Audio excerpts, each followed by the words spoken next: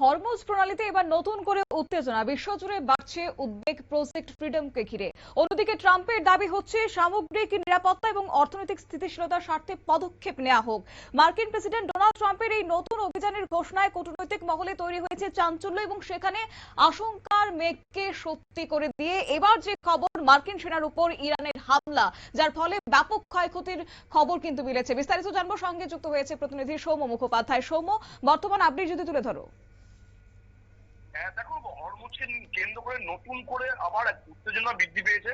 আর যে জাহাজগুলো আটকে ছিল হরমুজ প্রণালীতে, সেগুলো পার করানোর দায়িত্ব নিয়েছিল আমেরিকা, এবং তারা ঘোষণা করেছিল মার্কিন প্রেসিডেন্ট ডোনাল্ড ট্রাম্প যে প্রজেক্ট ফ্রিডম মানে স্বাধীনতার অভিযান হবে হরমুজ প্রণালীতে, এবং সেখানে যে জাহাজগুলো আটকে আছে সেই জাহাজগুলো আটকে থাকা জাহাজগুলোকে যাতে তারা যেতে পারে তাদের গন্তব্যে, তার জন্যই কিন্তু এই প্রজেক্ট ফ্রিডম বা স্বাধীনতা অভিযানের ডাক দিয়েছিল ট্রাম্প। এবং তিনি নিজের ট্রুথ সোশ্যালে তিনি পোস্ট করে উল্লেখ করেছিলেন যে একাধিক দেশ, যাদের বেশিরভাগই চলমান আঞ্চলিক সংঘাতে সরাসরি যুক্ত নয়, তা সত্ত্বেও গুরুত্বপূর্ণ নৌ চলাচল করিডর হরমুজ অবরুদ্ধ থাকার কারণে তাদের জাহাজগুলো এবং তাদের অর্থনীতি ক্ষতিগ্রস্ত হচ্ছে।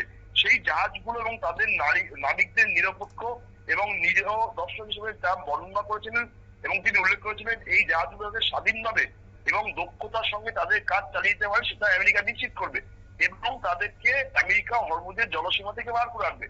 এইটা বলার পরই সোমবার সকাল থেকে অভিযান শুরু হবে বলে মার্কিন প্রেসিডেন্ট জানিয়েছিলেন, এবং সেই চেষ্টা শুরু হয়েছিল। কিন্তু এই চেষ্টা যখন আমেরিকা করছিল, তখনই ইরান হামলা চালায় মার্কিন সেনাবাহিনীর ওপর, নৌবাহিনীর ওপর, এবং তাতে কিন্তু তুমুল ক্ষয়ক্ষতি জানা গেছে। পাল্টা মার্কিন বাহিনীও হামলা করেছে। ইরানের 6টি গানার বোট, ক্ষেপণাস্ত্র ধ্বংস হয়ে গেছে, বেশ কয়েকটি ড্রোন ধ্বংস হয়েছে, এবং এইটাকে কেন্দ্র করে কিন্তু একটা তীব্র উত্তেজনা তৈরি হয়েছে হরমুজ প্রণালীতে। এখনো পর্যন্ত মার্কিন সেনার তরফ থেকে কোনো বিষয়ে মুখ খোলা হয়নি, কিন্তু আন্তর্জাতিক সংবাদ মাধ্যম সূত্রে জানা যাচ্ছে যে ইরানের হাত থেকে হরমুজকে দখলমুক্ত করার জন্য যে নতুন চেষ্টা আমেরিকা শুরু করেছিল, তাতে কিন্তু তেহরান পাল্টা হামলা করছে।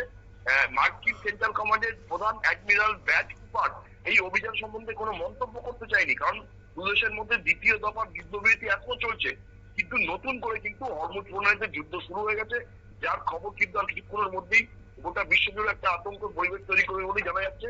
মার্কিন সেন্ট্রাল কমান্ডের প্রধানের দাবি যে ট্রাম্পের অভিযানে ইরান যদি নাক চালানোর চেষ্টা করে তাহলে সেই নাক ভেঙে দেওয়া হবে, আর সেই ঘটনাই কিন্তু হরমুজ প্রণালীতে ঘটছে।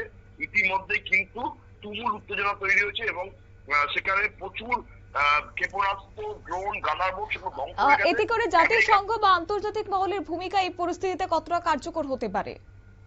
দেখো শতাব্দীর, বারবার আমরা দেখেছি যে এই যুদ্ধটা যবে থেকে চলছিল, রাষ্ট্রসংঘ বা আন্তর্জাতিক সংগঠনের সেইভাবে কোনোভাবেই তৎপর ছিল না। আমেরিকা তাদের ইচ্ছে মতো এই কাজ করছিল। এবার তারা কিন্তু আরো করা হয়ে গেছে, এবং তাকে কিন্তু কোনো আন্তর্জাতিক সংগঠনেরই বাধা আমেরিকা মানবে না। তারা যে আক্রমণাত্মক মানসিকতায় রয়েছে, এবং ইরান তাদের ওপর পাল্টা হামলা চালিয়ে তাদের সেই মানসিকতাকে আরো উস্কে দিয়েছে।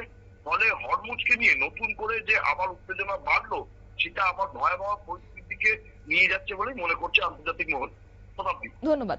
অর্থাৎ প্রজেক্ট ফ্রিডমকে ঘিরে নতুন করে উত্তেজনা ছড়িয়ে পড়েছে। ইতিমধ্যেই ইরান হামলা করেছে মার্কিন সেনার উপর।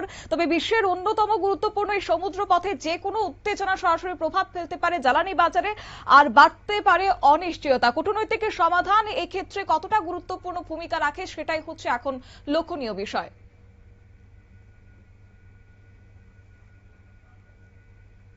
নিয়ে নিচ্ছি ছোট্ট একটি বিজ্ঞাপন বিরতির, সঙ্গে থাকুন।